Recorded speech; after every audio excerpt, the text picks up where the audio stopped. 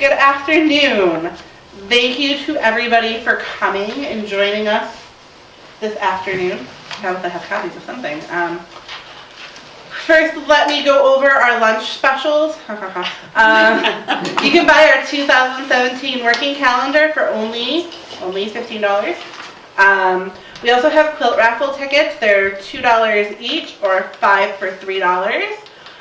If you're not a member of the Historical Society and you enjoy this program and want to help support us, in our effort to do more programming like that, please consider a membership. We have membership forms. See myself or Tabitha. We color coordinated, so we're both in black and white today. Please give each person one personally, because I don't have my song sheets either. I made 25 copies. They're on the table. Today's program is Dr. Pamela Poland. She's an actress, historian, and soprano soloist. She's Professor Emerita at Johns Hopkins University and the Peabody Conservatory of Music. Professor Poland earned a PhD at the Eastman School of Music at the University of Rochester. The Oxford University Press publishes her scholarly books on music. She's written articles on J.S. Bach and Mozart, published in scholarly music journals of the United States, Europe, and Great Britain, where she is also a widely acclaimed speaker. In addition to portraying Amelia Bloomer, Professor Poland is the first-person portrayer of women's rights advocates and abolitionists Matilda Jocelyn Gage, Martha Coffin Wright, speaking of her close friend Harriet Tubman, Amy Post, speaking of her close friend orator Sojourner Truth, and also the professional flag maker Mary Pickersgill, designer and maker of the Star-Spangled Banner flag that inspired our national anthem. She's received, at this time, 3 grants from the Pomeroy Foundation for Historic Roadside Markers, including the Amelia Jinks Bloomer marker, which was placed in 2012 in Homer at her birthplace, the Matilda Jocelyn Gage birthplace in Cicero, which was placed in 2011, and was the first Pomeroy marker to honor a woman, and the Sojourner Truth marker, which was placed in 2013 near Kingston, New York. When she's not busy presenting and being involved in the community, she's writing a biography of Mozart's close friend, Anton Stadler, the inspiration for Mozart's clarinet concerto. And afterwards, she's going to do an update with introduction and commentary of the husband, Dexter C. Bloomer's biography. So thank you, Pam. Thank you. Thank you. Thank you very much. It's a pleasure to be here today. I can't always get out, but I am here today. I was born in Homer, 43 North Main today. I think you call it Route 11. And as Mindy just told you, my friend Pamela had a marker put up there. So if you're going down Main Street in Homer, stop and look at it. That was the actual house that I was born in and raised in. And what happened was, in the back of the house is the smallest house, and that was the first one, and then middle was the next house. And then the one you see in Federal style with a fanlight window in the attic, and the entranceway is very Federal. That was last built. So in my time, people never thought of it was, difficult moving houses. And so that's what they did. They just kept moving the lesser house to the back. So the smaller first house, then the second, and then the third. I mean, they didn't think anything of moving churches. A Preble Congregational Church was moved in 1840 from Route 11 to near your 281. They did it in logs, or they put it on sleds in the winter. So anyway, I was born there. My 3 elder siblings went to school in Homer, and I was too young to go to school, but when we moved in 1824 to Seneca Falls, I started my schooling there. The earliest mention of my father, Ananias Jenks, is in 1805. He was on road work duty. Everybody had to take their turn, and so that's the first record of him, and it's in the Homer Town Hall today. In 1813, he and my mother, Lucy Webb Jenks, bought from Asa White, the grandfather of the first president of Cornell, and one of 3 first settlers' families there. He bought where we live today, and it had on the property a fulling mill, carding mill. Fulling is to brush up the fabric. carding is to separate the wool or flax and then be able to make it into fabric, and a clothier shop. My parents were tailors. And I don't know, they didn't build these. Asa White built these, so this tells you a little more about him, that he had a clothier shop, and he, after he settled in 1797 in Homer. In Homer, if you ever do a deed search, and I don't recommend it, that you'll find that the property is owned equally between the husband and wife. And in fact, when we moved in 1824, when I was 6, the property was in my mother's name, Lucy Webb. In other instances that appear in the deeds of Homer and throughout Cortland is that the wife had to give her consent to sell the property, and she was taken aside by the town clerk and asked if this was okay with her. Of course she said yes, she had to live with the man the rest of her life. But anyway, they did illegally own property. Most together, most throughout New York State, only men own property, except for 2 years when the right politicians came to power in 1860 through 1862. In my friend Pamela's family, all the land of 43 acres on the Hudson Valley descended through the women, and the husbands paid the taxes. Okay, so Homer, and where my friend Pamela grew up are pretty unique in that women did own property. And any property they owned, their husband owned, it was owned jointly between the two of them, which I think is really quite a nice thing. Of course, you know, Central New York was the beginning of many things, free thought, women's suffrage, just all kinds of things.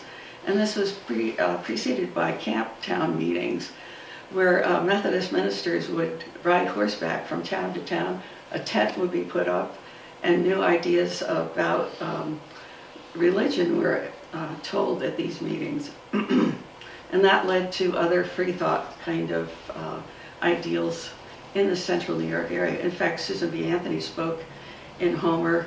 Mark Twain spoke in Homer. That would have been in the Opera House, the 3rd floor of the Antiques building, and you can go up there today and see what it looks like. And they still have the Thunder Maker up there. If you happen to know what to look for, you'll see it. Diane, you know what it looks like, right? It's a sheet of metal, and you hold it, so it goes like this. And they have a big one and a little one. So that's what remains in the Opera House, and it's been cleaned up and the windows repaired and everything. It's really it's awesome to see that, and the ticket booth on the 2nd floor. The ballroom was where the Opera House was, on the 3rd floor. Okay, so I went to school in Seneca Falls, and at one point my parents moved to Waterloo, New York, which is adjacent to Seneca Falls.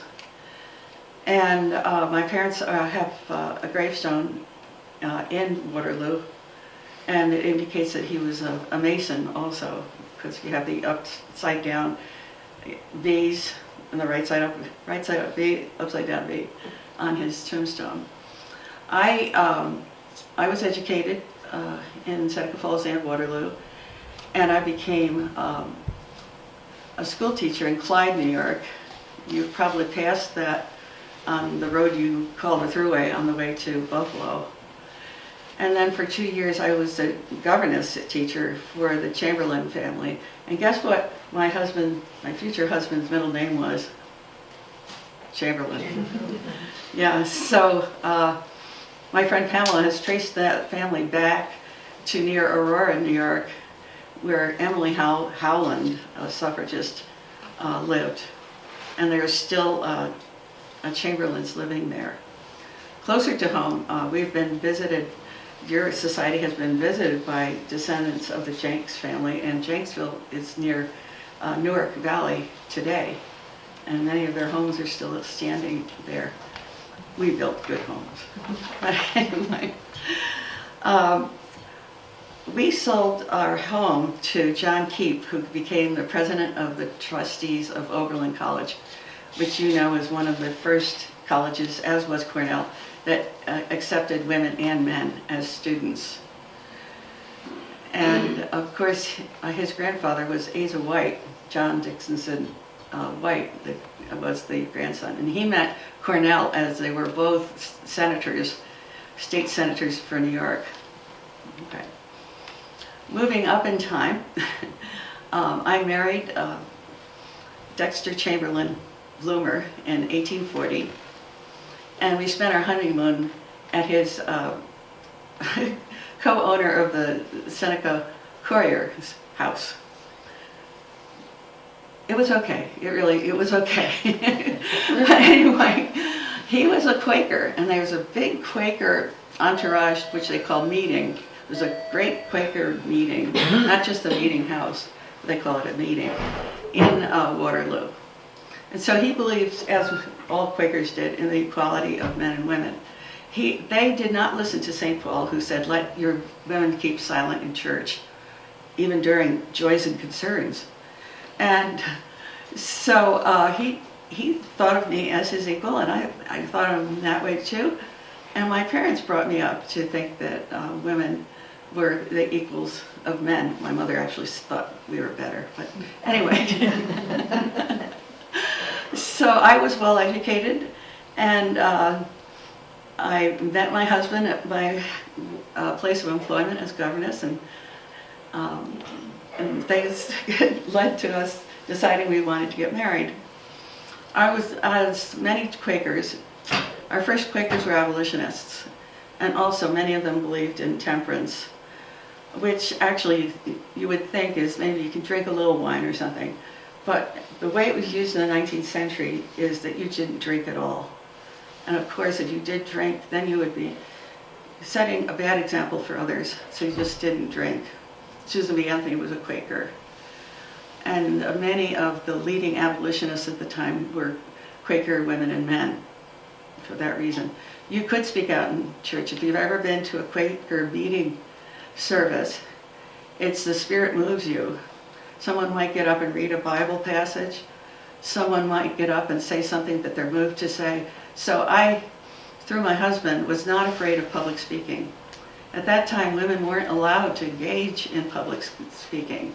They were heckled, they were run after in their long skirts, they tripped. So in 1848, a group of women living near Seneca Falls and some far away, Dorothea Mott was from Philadelphia, her sister Martha Coffin Mott lived nearby. And so 5 women got together and 8 days set up the first Women's Rights Convention. In 8 days. Isn't that amazing? And they had it in that backwater of Seneca Falls, which was lucky that it had a canal, a Seneca Canal, which tied up with the Erie Canal. And so it was part of the burnt over district. New ideas were going all over like wildfire. And so I introduced Mrs. Stanton, who was a good friend of mine, to Miss Anthony. And today you can go there and see three statues of us on a bridge to go to the other side of the canal. And I think they did a very good job. I especially think I look very nice. So I was my husband and I, Dexter, Mr. Bloomer, attended the first Women's Rights Convention in Seneca Falls, where we were living at the time. And I was talking to you about temperance. At my wedding, they raised glasses of champagne, and I was supposed to raise mine also, and I refused to drink any. But my husband did. He said it was very good. But eventually, because temperance was established because men who were allowed to work and were the chief would get the best jobs, and women really weren't allowed to work out of the home unless they did cottage industries inside the home, sewing, washing, and so on. Some of them would come home Friday night. They had just gotten their paycheck, and then they would go spend it all on drink. And then the family lost a place to live, had difficulty getting food, had difficulty having clothing even. And you know, in earlier times, many people only had 2 pieces of clothing, 2 dresses, or 2 trousers, and so on. My family was pretty well off because my parents being tailors and having tailor shops and mills along whatever waterway they're near. So we went to the first Women's Rights Convention, and you know that Mrs. Stanton wrote the Doctrine of Sentiments. It starts out just like Jefferson's Declaration of Independence. Not everybody signed, but people that were there actually believed what was being said, and they actually had women speakers. Even if you had women speakers, you had to have a minister to introduce you, and he would be the person who would sort of lead everybody, okay, now we're going to do this, now and that. But that's the way it was, and so we abided by that just so we would have a chance to speak.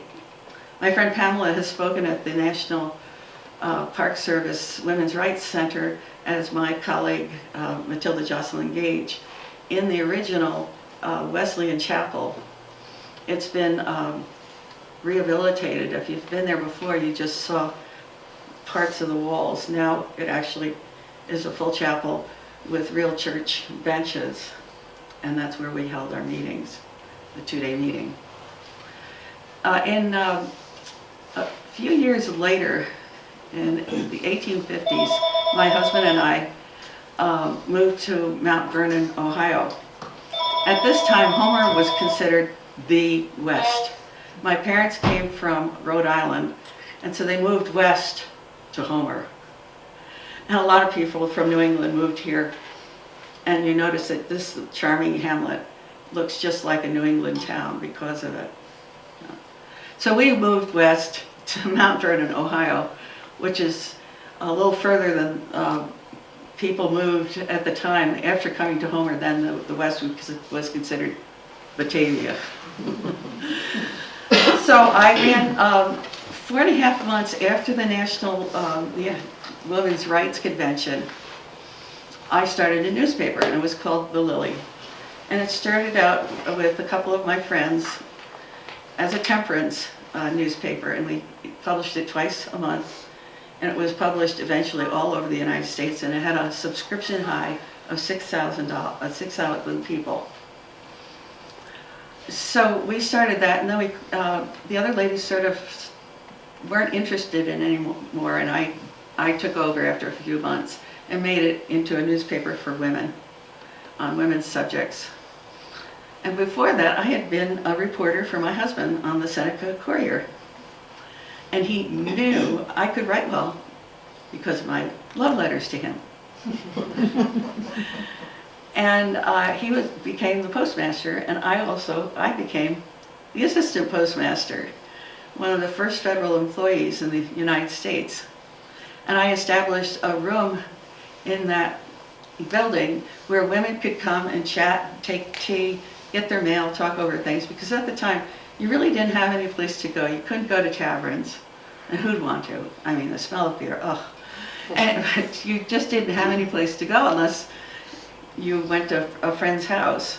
But you could gather there by chance, and that's one thing I did for the women of Seneca Falls. When we moved to Mount Vernon, Ohio, I continued my newspaper, and my husband had a newspaper too there. He's also trained as a lawyer, so he picked up work wherever he was as a lawyer. And then he had the urge to go even further west. So I sold my paper to Mary Birdsall, and she kept it going for 2 years. So the run of the newspaper was about 8 years. And I have to say, in one of our early articles, okay, so January 1st, 1849, we started the newspaper. In 1851, Gerrit Smith's daughter, an abolitionist philanthropist of Peterborough, north of Cazenovia, his daughter moved to Geneva with her husband, and she had her first child. And she noticed that she couldn't get up the stairs very well with holding a child, a candlestick, and trying to hike up her skirt. So she came to town in something like what I have on.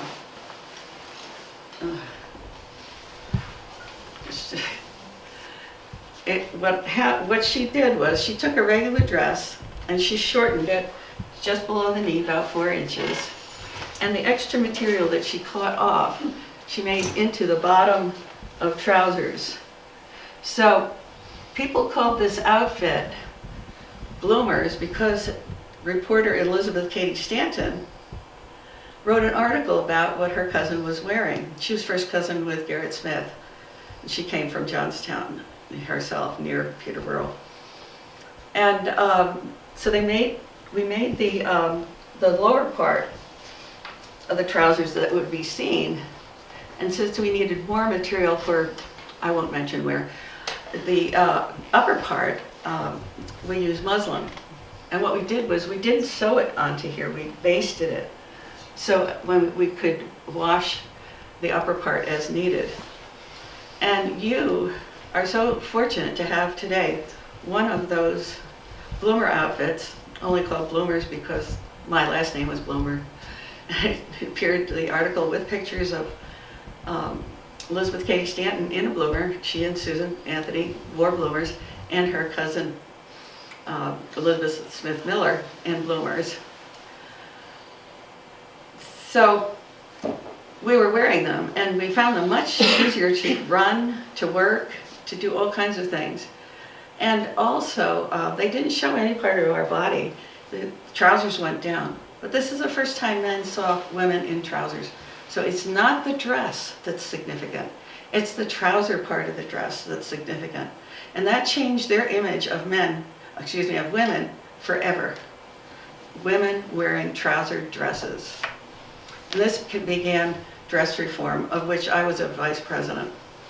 And since I was from Homer, we frequently had our meetings near here, like Glen Haven, where Dr. James Jackson had his water cure and went on to Battle Creek Mission and invented cereal.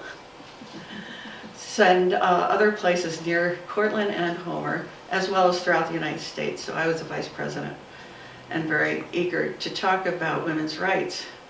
So after I was also speaking about temperance, I started speaking about women's rights. I wrote about it in my newspaper. I was the first woman to own, editor-in-chief, publish her own newspaper in the United States. And since we were near a railroad, and the Erie Canal and such, that newspaper had United States-wide coverage. It was sent all over the place. And it was twice a month, so that was really a hustle. When we moved to Mount Vernon, and I said my husband had his newspaper there, and I had mine also, we had we needed a printer, one more printer person. We had 5. And so we hired a woman to set the type, uppercase and lowercase, hence the names. And so she came to work, and the men said if she stayed, they would quit. And so she stayed, and they quit.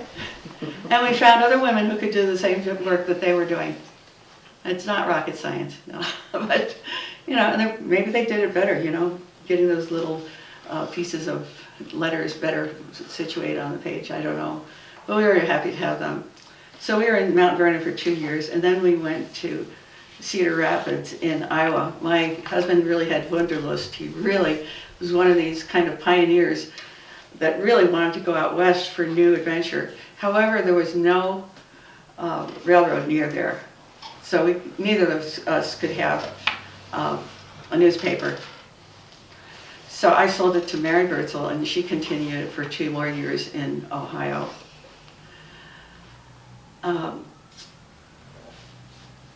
Let me see what else I want to tell you. I know I have a little time today, and I hope you're enjoying your lunches. But when I died in 1894, after a life of giving speeches all over the place, because I didn't have children. We didn't have children until we adopted some in Iowa. And then I was more or less at home. But my speeches are saved today. You can get them on something called Amazon. And also my husband gave a complete run of the Lily newspaper to your New York State Archives. And it's also available online through accessible archives. You can see everything, the pictures and what we wrote about. It's really, I found it very fascinating at a time when it was very difficult for women. So when I died in 1894, in 1895, my husband came out with a biography for me, which became the only biography to this day that has ever been written about me at an adult level. There are a few children's books about me, and that's great, and we need to tell our children about women who have gone before us and have paved the way so that we could have equal rights with men. However, we still don't have equal rights with men. Anthony Scalia, God rest his soul, said shortly before he died in an interview with the California magazine called The Lawyer, that if women think they have equal rights with men or they have any other right than the right to vote, they're mistaken. They have only one right guaranteed by the US Constitution, and that's the right to vote, and that's it. So that brings me to the subject that we only need 3 more states to pass the Equal Rights Amendment for men and women. So get going on that. So there are 15 states that haven't signed, but we only need 3 of them so that we could pass the Equal Rights Amendment. You would think New York State would have an Equal Rights Amendment for women, wouldn't you? No, they don't. Next year we'll be celebrating the right to vote that first started here in New York State. It was passed here in 1917, 3 years before the National Amendment, which is great also. Thank you. Are there any questions?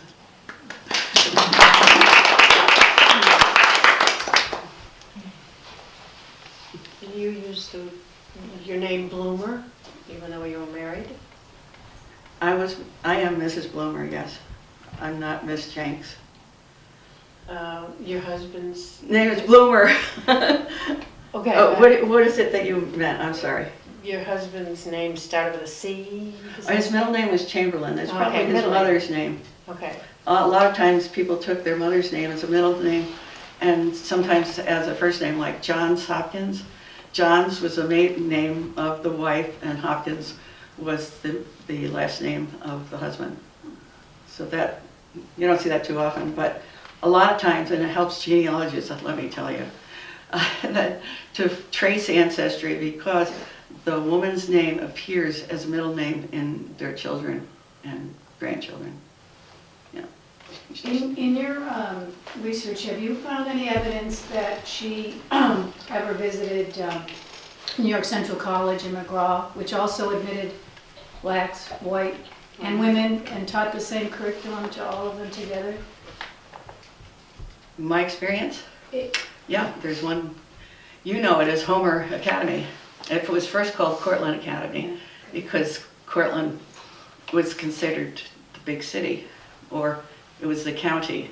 Homer actually was considered the big city at that time when it was called Cortland Academy. And then when Cortland became the capital of the Cortland County, it called itself Homer because it was in Homer. But that admitted both boys and girls. No, I was referring to New York Central College in McGraw. Oh, okay. No, I haven't heard of any other Okay. one. There are many, I'm sure. But that one, from the first, accepted blacks. Oberlin did not. And John Keep, who is a minister at the Homer Congregational Church who bought our house, he was the first president of the trustees and a founder of Oberlin. And he cast the deciding vote that blacks should be admitted. It was a tie on the trustees, and he never voted as president, but when it was crucial, he did vote, and that made it open to women, men, and black people. The thing that made New York Central College so unique, though, is that it was the first in the country to hire a black professor. That Right. was the very first. Oberlin didn't hire a black professor until 1947. Wow. 100 years later, Wow. almost 100 years later. But Wow. it's interesting that there was no interface. She didn't have any because the people that founded New York Central College were a lot of the same names that you know, I She mentioned left in court history. early in her She- childhood. But a lot of the women's rights people and the abolitionist people were involved in New York Central College. That's great. Let's see, how old am I? 186? I really can't remember. But Mary knows if I was there. You know, I came back to Homer to see my relatives, and I was at Glen Haven and Cortlandville. So I probably went there. Could be. But next time you see me, God willing, just let me know if I was there, because I really can't remember. Good question. See, also, Oberlin, the men who graduated got to read their senior's thesis as a speech, but the women didn't. Well, the women weren't taught the same curriculum as the men. That was the other distinctive factor with New York Yeah. Central College. They were all taught the same curriculum. Yeah. Other schools were taught, the women were taught a woman's curriculum. So New York Central College is, well, Kimberly's made it near and dear to my heart. It's such a radical school. Oh, yeah, it is. It's just wonderful. And, oh, another little tidbit, John Keep was railroaded out of town of Homer because he was an abolitionist. A lot of people in New York State and elsewhere were pro-slavery because they wanted the cotton to be sent up north to the industrialized north so it could be made into cloth. And many people were against abolitionists. And I have this on good authority from Jake Shealy, who is the archivist at the Homer Congregational Church. But he asked me not to tell anybody. Anybody else have a burning question? Yeah, here, I'll get back to you. I thought I'd read that there was quite a bit of animosity towards this style of dress for men and women. And at one point, those who wore it stopped. Okay, Anthony and Stanton are the noteworthy ones who stopped because they were heckled. I was not heckled. Just try it. And I wore it for 8 years. But when we got to Iowa, you know, it's a little flat out there. There's a lot of wind. And so the dress would go over my head. And I said, okay. But the funny thing is, girls at the time wore dresses like this with socks that went all the way up. So it really wasn't a big stretch to go into this outfit because you were wearing something similar to it when you were a kid and running around playing just as hard as the guys, the boy children. So it really, in my mind, it wasn't really that big a change, but nobody thought of that. I think I'm the only one who did think of that. But dress reform, which is the proper name for bloomers. Bloomers were never underwear, never. They weren't pantaloons, they weren't anything. It's just my husband had this name. And bloomers were always dress reform or American dress, it was called. It went to England too. And it went all the way through to the end of the 19th century. By the end of the 19th century, it took a different form. It was those big gymnastic things of ladies riding bicycles. And the bicycle was the thing that really got bloomers going because you really couldn't wear it if you were wearing a long dress. You couldn't ride it. And so if people think it was just 1851 when our wonderful bloomer dress here was made, and it's documented with the lady's name, her father was owner of a mill, and he made gorgeous fabrics that were waistcoats, vests for men. And he had just, it was incredible. This dress, which is now on view in Albany at the New York State Museum and will be through 2017, right, Mindy? The exhibit starts in November 2017 and will run through 2018. Oh, okay. But it's there, Yes. or we would have shown it to you today. A year from And- now. And what it is, it's silk and wool. It has chain stitch patterns all over it and surrounding leaves of velvet, black velvet. The whole thing is black velvet, black. And these little leaves are velvet with chain stitch embroidery around. It's just gorgeous. And the woman who wore it, she and her mother were painters, and you have some of her mother's paintings here today in the vault. And she married somebody, she was a carpenter, related to Francis Carpenter, the Emancipation Proclamation reading. And she married a cousin who was also a carpenter, and they went to live in Auburn. And she found out she couldn't stand him, so she came back and lived at home for the rest of her life. And then she and her mother, or she put precious things in a big trunk that was found in the basement of Key Bank. And Mrs. Kane and, let's see, Anita Wright went down there one time. The bank said, you know, we'd like to clean up. You want to have a look at this? So that bloomer was in there. She put all precious things in there so that if she didn't have enough money, she could sell them. Happily, she didn't sell this. And she wrote in it, with indelible ink, with sort of a, it's not a grosgrain ribbon, but a very thick ribbon, white, her name and the date of the dress, 1851. And that's when it was first announced in the Bloomer newspaper by Elizabeth Cady Stanton, who was a reporter of Bloomer. In terms of dress reform, it seems like Dr. Strobridge was involved in that. Was she later in terms of removing the stays and all the terrible? Right, I forgot to tell you, here's a picture of me. You could pass that around. And then the thing about dress reform, it also included not wearing corsets because they squished your organs. Here's an advertisement for one. And here's one for the huge skirts that were worn around that time in the Civil War and after. What happened was, I always thought the leading cause of death in the 19th century for women was doctors' dirty hands, which didn't help. But it was because wearing these corsets squished the uterus and the organs, and that's why women and infants died in childbirth, is because of these corsets. And you can still get the exact same kind of corsets at something called JCPenney today. My friend Pamela tried to get into one that was extra large. It came to here. She couldn't make it meet. So people are still wearing these. If you see Civil War reenactors and you see a line here in their dress of just it's their corset. Because the corset compressed your upper body as well as your liver, your uterus, your kidneys. And that is why women died in childbirth, because of corsets. And even though Lister came out with germ theory in 1870,